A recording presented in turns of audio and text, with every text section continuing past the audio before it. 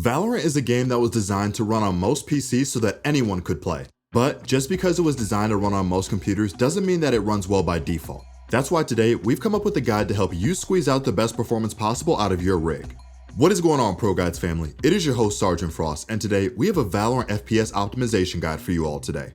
We're going to cover some tips that can help you make your computer get better FPS on Valorant, and other games as well in the process. And of course, if you want to have not only better FPS but be better at Valorant and other games like Apex and League of Legends and so on, we always encourage you to come check out our website ProGuides.com, where we have high-level coaches in every game to help you improve at record speeds and master your gameplay. So if you're interested in reaching the top, definitely come give us a visit. Now let's get right into the video. Just to let you guys know how we're going to structure this video, we will be putting all the PC optimizations in front of this video, and then we will be putting the in-game settings changes at the end. Also, we understand that every player's PC specs are different, so some settings may have different choices depending on your computer. With that being said, we will mostly feature Windows optimizations that will always be relevant, and we will also touch on some NVIDIA graphics settings as well. But let's first go into our question of the day. Today's question is, how much FPS do you normally play with in Valorant? For me personally, I have a 3000 series NVIDIA graphics card, so even on high and medium settings, I usually get well over 300 FPS. Let us know what kind of performance you get in the comment section down below. Now let's jump right into the video. First things first, let's start off with general tips that will make your PC run better no matter what game you are trying to play. First of all, you should think about what apps you have running concurrently with Valorant. The goal should be to have as few unneeded programs running while playing, so you should make sure to close as many apps that take up your computer's resources as possible. One way is to just close them, but whenever you open your computer, there's a chance that a lot of applications are open by default. That's why you also need to check your startup processes as well. To do this, search in your Windows bar tab, Startup Apps. On this page, you will see all the programs that have options to start up when you open up your computer. Disable any programs that you might not need immediately on startup. These applications such as Discord, Steam, Origin, Razer Synapse are all pieces of software that take up a decent chunk of your CPU and RAM. Although you might use these programs at times, you probably aren't planning on using something like Origin Launcher or Steam when you're trying to play Valorant. So closing them can let your computer dedicate more resources to Valorant. Since Valorant is a CPU-bound game, you want to keep your CPU and RAM tasks as clean and minimal as possible. Also, sometimes these programs will update themselves, which can eat up your internet bandwidth, causing you to randomly lag in game. So make sure you disable any startup options for any apps that you might not need at the time. On the same note, you want to turn off background applications that Windows might be running automatically. To turn these off, search up background apps and basically turn off the option let apps run in the background to make sure that all these random applications like 3D viewer, alarms, and clock are not taking up valuable computing space. Another thing to increase FPS is to change the priority of Valorant on your computer's resource management. To do this, open the task manager and go to details and change your Valorant client's priority. This functions in relation to the last tip, but lets you choose instead which programs you want to take more resources from your computer. So make sure you have the Valorant client on, and then right-click the process and set the priority to something higher than normal. This will make sure the game gets high priority from your computer's resources. This also functions in the opposite way, for example. If you need to keep your Chrome tabs open when you're playing Valorant, you can choose your Chrome process and give it below normal or low priority, so that way it takes up less resources. The same idea goes for something like Discord. The idea is to let your computer have as much breathing room as possible to focus on Valorant running fast. We also recommend downloading a program called Process Lasso to help with managing these things. It is definitely helpful for changing priorities, and it has more options for optimizations that aren't as easily accessible on the task manager. I know that for CSGO, this was a must-have to run the game smoothly, but this might not be as necessary for Valorant, so download this if you want.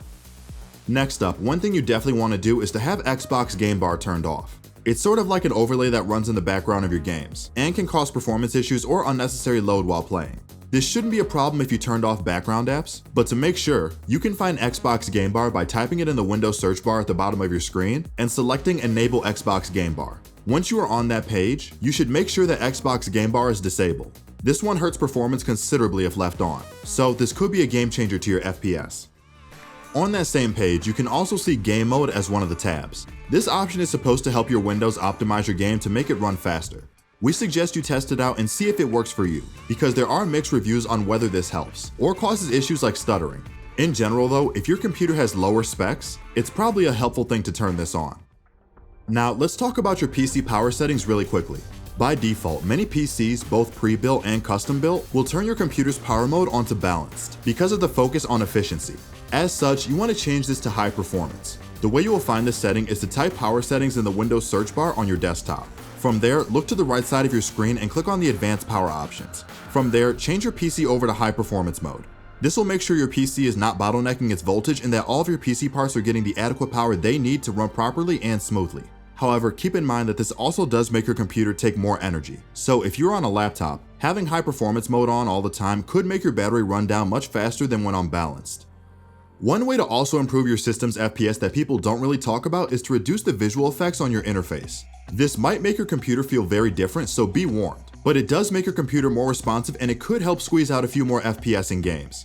Go to Settings in your system and then go to the About tab. On the right side where there's related settings, go to Advanced System Settings. In the new window, select Settings in the Performance tab, and then change the visual effects to your best performance if you want to maximize the responsiveness of your computer.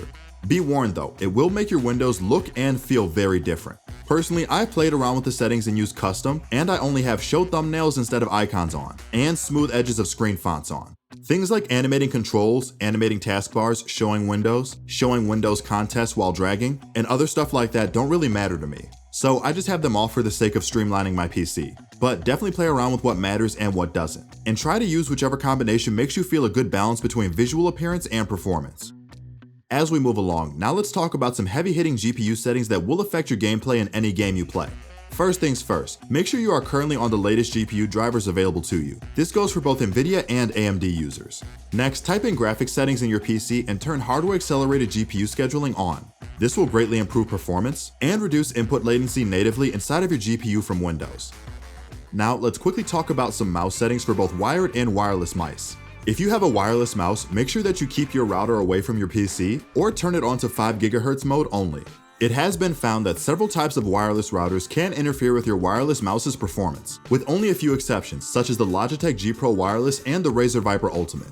Many tech YouTubers and optimizers on social media have videos with graphs and examples of how wireless routers can interfere with the signal from your wireless mouse to the receiver.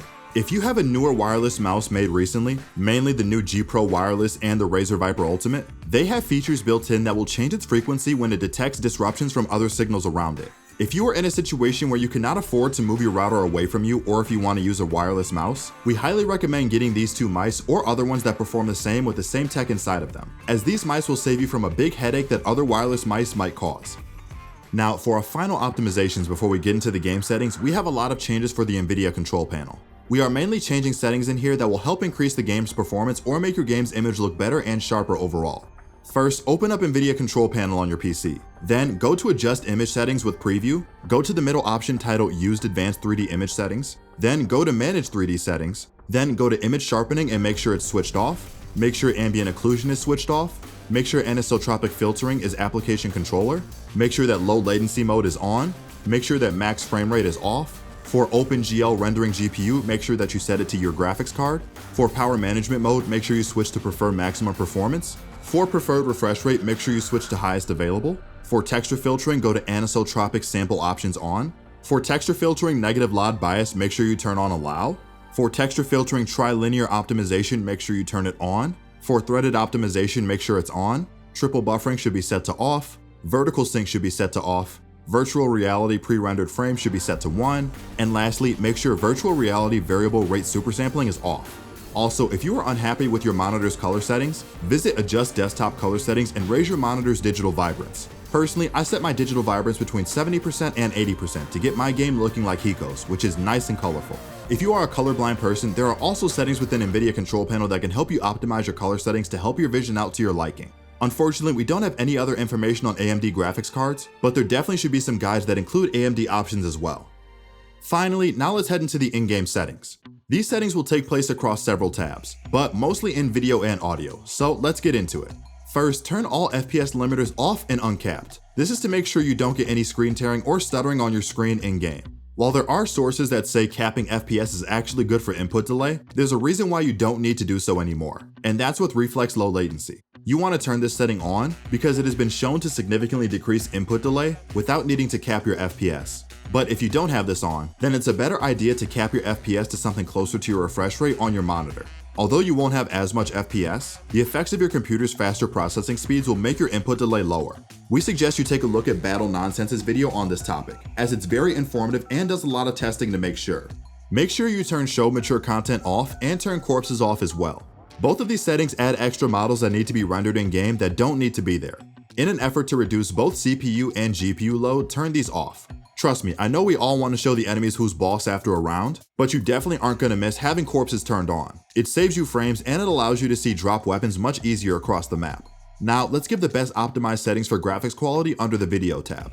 Make sure your resolution is set to your native monitor resolution. We do not recommend going lower or trying out stretched res or 4x3 as results may vary, so try it at your own risk. Also, make sure your game is set to be on full screen and not full screen windowed. This has significant impact on your input delay and frame rate, so there's no compromise. Always have it set to full screen. Now let's get into the individual settings. If you have multi-threaded rendering available, turn it on. Material quality should be set to low. Texture quality should be set to low. Detail quality should be set to low. UI quality should be set to medium. It seems like many people have tested this feature and no matter what you set it to, it doesn't affect your FPS. So you could really leave it on anything. Make sure Vignette is turned off. Make sure VSync is turned off. This is a special case though. Unless you have a monitor that's old or simply needs it to get rid of screen tearing, you usually would want to turn this off. But this is really a monitor specific setting. Make sure anti-aliasing is set off, or if you can't stand your game looking like that, make sure it's turned to MSAA 2 times. For anisotropic filtering, set it to 1 times. Improved clarity should be on. Experimental sharpening should be on. Bloom should be set to off. Distortion off. Cast shadows off. These settings should give you the best FPS, but you can also change it to your visual liking, as long as you don't mind the effect that it has on your game. But with all the tweaks outside of the game, these changes should not significantly affect your performance, and you will likely already have a much smoother Valorant after changes anyway, so test out what works for you. Well guys, that's all we have for the most updated in-game settings and optimizations for Valorant. If you enjoyed this video and want to see more of this, make sure to drop us a like and subscribe to keep up to date with our daily uploads. Don't forget to check out ProGuides.com and perhaps even use your free trial to watch some of our great pro courses by players like Tens and Scream. This has been your host Sergeant Frost, and I'll see you all again in the next video.